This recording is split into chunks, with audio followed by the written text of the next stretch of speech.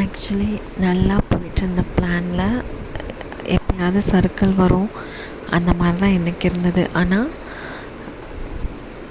10 நாள் வரைக்கும் கூட ஒன்றை மெயின்டைன் பண்ணுறது பிரச்சனை இல்லை. 10 நாளைக்கு அப்புறம் நம்ம சாயம் வெளுக்க ஆரம்பிக்கிறப்ப தான் நமக்கு கொஞ்சம் பயமாக இருக்கும், எங்கே மிஸ் ஆகிடுவோமோன்னு.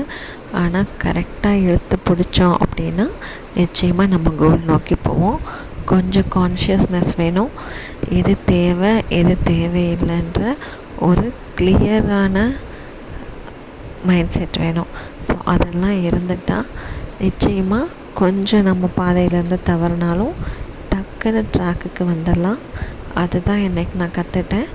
கொஞ்சம் நம்ம மைண்டை டைவர்ட் பண்ணி ரிலாக்ஸ் ஆகவும் கற்றுக்கணும். அதே சமயம் ரிலாக்ஸேஷன்லேயே இருந்துடாமல் திரும்ப ட்ராக்குக்கு வரவும் கற்றுக்கணும். ஒரு லாங் டேர்ம் கோல் எடுத்துட்டோம் அப்படின்னா இதுதான் ரொம்ப முக்கியமான விஷயமா எனக்கு தெரிஞ்சது. அதை தான் இன்றைக்கும் நான் கற்றுக்கிட்டேன். ஸோ நாளைக்கு அதை கரெக்ட் பண்ணி எப்படி நம்மளால் கொண்டு போக முடியுது அப்படின்னு பார்க்க போகிறேன். Stay tuned.